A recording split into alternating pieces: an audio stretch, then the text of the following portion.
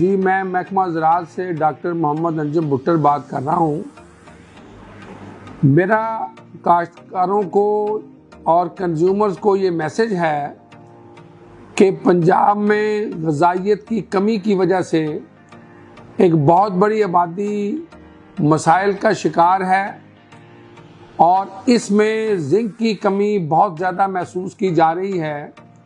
محکمہ زراعت کے سائنسدانوں نے اس کا یہ حل نکالا ہے کہ گندم کی ایسی اقسام بنائی جائیں جس میں بائیو فورٹیفیکیشن کے ذریعے زنک ڈال دی جائے، اور زنک کی 3 بڑی اقسام جو اکبر ہے، زنکول ہے اور نواب 21 کے نام سے ہے، یہ اس وقت سفارش کردہ اقسام ہیں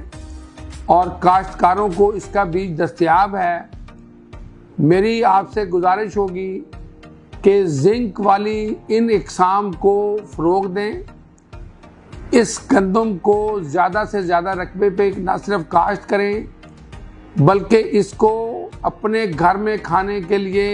پرائرٹی دیں، اور یہ ضرور یاد رہے کہ جب آپ ان ورائٹیز کو کاشت کریں گے تو ان ورائٹیز کا جو پروڈیوس ہوگی، جو گرینز ہوں گے، اس کو علیحدہ ایکسپلور کریں تاکہ آپ کو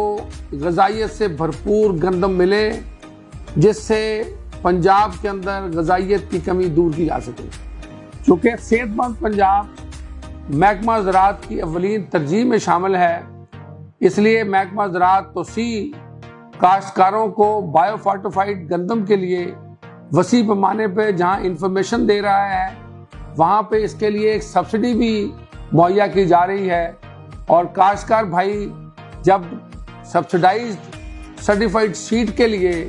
جو گندم کی فی ایکڑ پیداوار بڑھانے کے پروجیکٹ میں ہے دیں گے، وہاں یہ بھی یاد رکھیں کہ وہاں زنک والی اقسام 1200 روپے فی بیگ سبسڈی پہ اویلیبل ہوں گی، اور میری کاشتکار بھائیوں سے گزارش ہے کہ وہ زیادہ بہتر طریقے سے اس سال گندم کی کاشت کو بروقت کاشت کے ذریعے، بیلنسڈ نیوٹریشن کے ذریعے، ویڈیسائڈ کے کنٹرول کے ذریعے، زنکیٹڈ ویٹ کے ذریعے اور بہتر پانی کے ذریعے زیادہ سے زیادہ ایریا پہ زیادہ سے زیادہ فی ایکڑ پیدا کر کے نہ صرف پنجاب کے اندر زنکیٹڈ ویٹ کی یا زنک والی ویٹ کی مقدار کو بڑھائیں، بلکہ پنجاب کو غذائیت سے بھرپور گندم دے کے پنجاب میں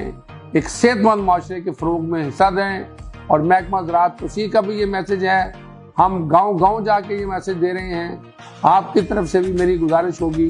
کہ جہاں پہ بھی آپ اپنے معاشرے کے اندر گندم کی پیداوار کی بات کریں، وہاں زنک والی ورائٹیز کی ضرور بات کریں تاکہ ہم ایک ہی فصل سے کئی فائدے لے سکیں۔ آپ کا بہت بہت شکریہ۔